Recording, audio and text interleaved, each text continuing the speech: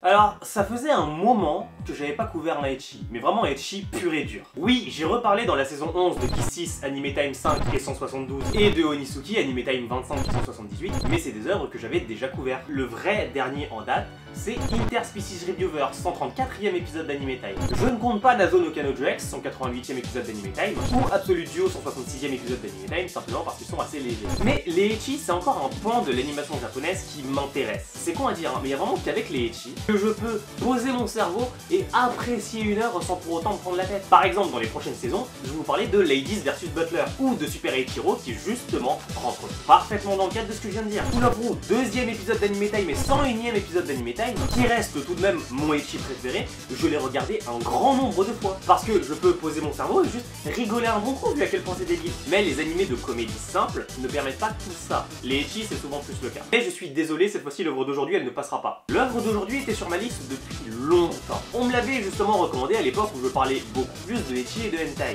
Et c'est une œuvre qui est restée sur ma liste depuis au moins 140 épisodes. Mais c'est surtout une œuvre à laquelle j'ai décidé de donner du temps. Plus de temps que nécessaire vu ce que j'ai pu en tirer, et pour le coup, le constat est mitigé. Bonsoir et bienvenue pour ce 196e épisode d'Anime Time, plus que 4 et nous serons au 200. Dans cet épisode, on va parler de Shinmai Mao no Testament, et de pourquoi, bien qu'il ne s'arrête pas lui sur un cliffhanger, il est, en termes de déception, similaire à Mao Senso. C'est parti.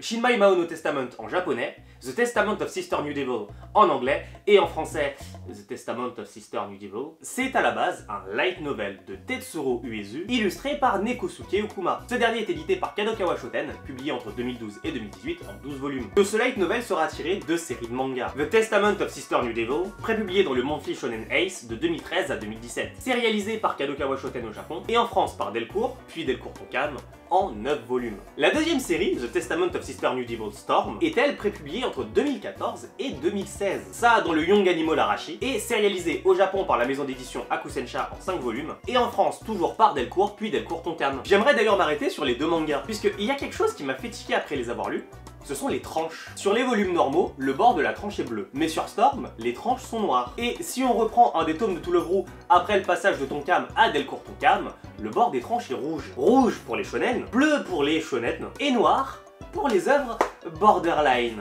Vous inquiétez pas, on va revenir sur ce point plus tard. Du côté de l'animé, c'est du production IMS. Et faut avouer qu'ils ont fait un taf correct, mais on va revenir dessus. L'animé est en 2 saisons de 12 épisodes, et de 10 épisodes et un OAV, diffusés toutes les deux en 2015, et toutes les deux licenciées en France par Crunchyroll. Il y a aussi en 2018, The Testament of Sister New Devil Departure, un OAV de 60 minutes. Mais niveau taf justement, puisqu'ils ont fait un bon taf, c'est le taf qu'ils n'ont pas mis sur Takunomi, que je vous ai présenté dans le 144e épisode d'Anime Time. Et c'est justement l'anime qui a terminé d'enterrer l'usine à gaz qui était ce studio. D'ailleurs, pour information, Takunomi a arrêté d'être diffusé 2 jours avant la diffusion de Departure. Tu sens qu'ils avaient besoin de thunes. Dans cet anime, on va suivre le type le plus banal de l'univers, Basara Tojo. Vous le savez que quand je dis qu'un type est banal, c'est forcément un mensonge. C'est aussi le cas ici, mais laissez-moi faire mon storytelling tranquille, la putain de ta mère. Donc c'était un gars banal. Basara vit avec son père, Jin Tojo, mais à cause de son travail, Jin est du genre à être absent. Vous sentez le cliché de ecchi qui vient à la vitesse de la lumière là? Alors justement, je l'ai au téléphone, il ramène un de ses potes qui arrive dans 3, 2, 1... Au début de l'animé, Jin annonce une nouvelle plutôt étonnante à Basara. Il va se remarier. Il a trouvé la femme de sa vie. Enfin plutôt la nouvelle femme de sa vie. Ouais c'est beau, mais là j'ai la vérité sur la deuxième ligne et te dit de bien vite finir ta phrase avant de venir te mettre un chassé-croisé dans ta gueule. Et il se trouve que cette femme a 2 filles. 2 filles que Basara va rencontrer genre... maintenant. Donc, Basara va être grand frère. Ouais, bah, oui, bon, enfin, c'est bien. Alors là, j'ai ton psy en conf call, mais t'inquiète, il dit que ça va bien se passer. Non, mais vraiment, là, dans l'animé, on est à 1 minute 01. Et vous êtes en train de me dire que vous avez déjà aligné autant de clichés de ecchi en aussi peu de temps? Vous êtes pris pour qui? Dream? C'est quel niveau de speedrun Any% là? Alors, j'ai le leaderboard au téléphone, il valide pas le record. Ok, et si on rajoute le fait qu'en 30 secondes, il n'y a pas eu non 1, pas non 2, mais 3 clichés de ecchi en plus, ils en pensent quoi? En gros, Basara est allée au chiottes. Devinez qui y était? Mio Naruse. Devinez ce qu'elle a pas fait? Fermez la porte. Devinez pourquoi elle l'a pas fait, parce que le verrou était cassé et qu'il y avait un putain d'écriteau devant la porte. Devinez ce que Basara a fait derrière, entrer quand même, et l'a poussé à se taire en essayant de lui expliquer que c'est un malentendu dans une position qui aggrave absolument pas la situation. Et devinez ce qu'elle lui a mis, une bonne grosse baffe qui l'a propulsé directement sur les chiottes. Et c'est exactement ce que je vais faire aujourd'hui Leader Box, il valide pas ce putain de record. Oula, calme-toi, j'en discute avec eux. Par contre, sur la deuxième ligne, j'ai quelqu'un qui se plaint qu'il n'y ait pas de TW agression dans la description. Théoriquement, c'est pas une agression sexuelle, l'intention de Basara était pas là, même si le résultat par contre, bon... Ouais, je vois. Par contre, j'ai l'auteur au téléphone, il te dit « Attends frérot, c'est pas fini ». Et oui, parce qu'en fait, Mio, c'est l'une des deux sœurs de Basara, mais quelle putain de surprise. Je réitère le fait que là, on n'est toujours pas vu l'opening, hein, et que là, déjà, on a accumulé la masse de clichés de Ecchi, et c'est toujours pas fini, putain, j'en ai marre. Leur mère aux deux, là, Mio Naruse et Maria Naruse, bah, elle est partie à l'étranger pour le taf. En plus de ça, évidemment, tout le monde va vivre dans la même baraque, et en plus, la première scène qu'on en voit, c'est Mio qui réveille Basara en lui montant dessus. Non mais, bordel de merde, ok, c'est Ecchi, mais tout le coup, il savait innover, amener quelque chose intéressant, putain. Bah justement ça tombe bien parce que j'ai l'intrigue au bout du fil, elle te dit que tu devrais vite la faire avancer. Attends mais je reconnais cette façon de faire. Effectivement, si on avance sur les déboires de Basara, sur le fait qu'il essaye quand même d'accepter la situation, sur le fait qu'il peut protéger sa petite sœur Mio à grands coups de bicyclette dans la gueule de ceux qui font du dampa. Oui, effectivement, si on avance sur tout ça, on peut s'arrêter sur une partie qui m'intéresse. Basara emmené Mio pas loin de chez eux, au niveau d'une vue sympa, et y a pas à dire, Basara il est quand même vachement naze pour les discours. Confirme, le charisme que j'ai en ligne lui chie à la gueule. En parlant de se faire chier à la gueule, son père va le faire lui aussi, en se barrant. Le type se taille à l'étranger le soir même, mais c'est pas fini. Après une partie, il y a un vrai changement d'ambiance dans la maison. La lumière s'éteint et Maria et Mio sont tout d'un coup extrêmement distants. Et au moment où Mio prend la parole, c'est pour dire à Basara quelque chose qui n'a pas de sens. À savoir, de demander à Basara de partir de cette maison.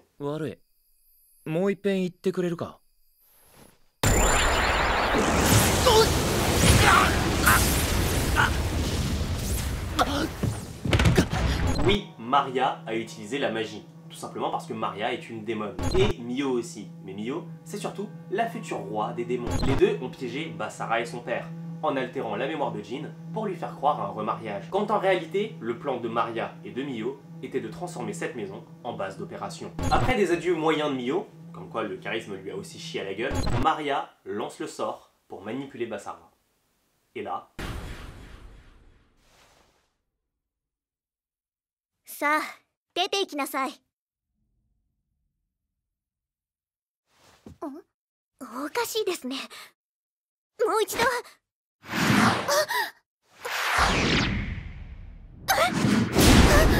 いつの間に。Échoué. Le plan a échoué. Ni Mio, ni Maria ne s'attendaient à ce qu'en face d'elle, il y ait un héros. Alors, j'ai les producteurs de la section d'assaut au téléphone et je pense pas que ça passera là. Mais est-ce que vous savez ce qui va passer? Cette ellipse sur le passé de Basara pour se concentrer sur ce qui va arriver à Maria et Mio. À la base, elle voulait faire dégager Basara, mais c'est Basara qui les a dégagés. Mais bizarrement, Mio a absolument envie de revenir à l'endroit que lui a montré Basara il y a 4 heures. Mais le problème, c'est que des ennemis sont apparus pour les attaquer. Pour vous expliquer très rapidement, Mio, c'est la fille du roi Wilbert. Grâce à lui, il y a eu la paix entre les héros et les démons. Sauf que, comme il est mort, ça donne un peu des ailes à tout le monde. Donc, sa fille, qui avait été envoyée dans le monde des humains pour être élevée sans aucune corruption, elle est à risque puisque, en fait, elle possède un peu les pouvoirs de son daron, qui pourrait, disons-le, être bien plus que destructeur. Et en fait, Jin, que j'ai actuellement au téléphone, a fait semblant d'être manipulé pour pouvoir les prendre sous son aile et les protéger. Pour information, il y a quelque chose de particulier entre Jin, Basara et les héros, mais on va y revenir au dernier moment. Le combat fait rage et Mio et Maria s'en sortent, mais c'est sans compter sur une attaque surprise qui va propulser Mio du bord de la falaise. Mais heureusement pour elle, c'est par là que passait Basara pour les chercher. Il a sauvé Mio vraiment in extremis, et en accord avec ce que voulait son père,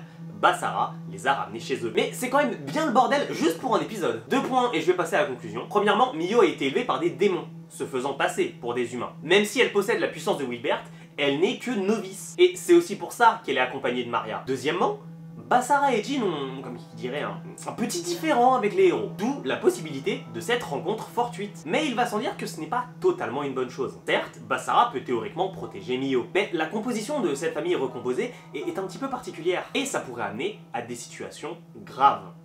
Ou des situations ubuesques que je vous laisse découvrir évidemment en allant regarder ou lire le manga par vous-même. Pour conclure sur The Testament of Sister New Devil, c'est non. Vraiment, sur le papier ça a l'air bien, mais c'est vraiment que sur le papier. On va commencer par ce qui peut ressortir de positif quand même. L'animation est bien, les combats sont ok, on dirait pas qu'il manque de dessinateurs à certains moments et les scènes de goût sont animés proprement. Je tiens quand même à rappeler que c'était un peu la vache à lait de production IMS cette œuvre, sans mauvais jeu de mots. Donc forcément ils avaient pas d'autre choix que de mettre le paquet sur cette licence. Et ça se voit qu'on compare à Takunomi, vraiment. Ça se traduit par l'opening, regardez-moi ça, moi quand j'ai vu ça j'étais à fond dedans. Ok, ça ressemble peut-être un petit peu à High School DxD. Ah vous me croyez pas?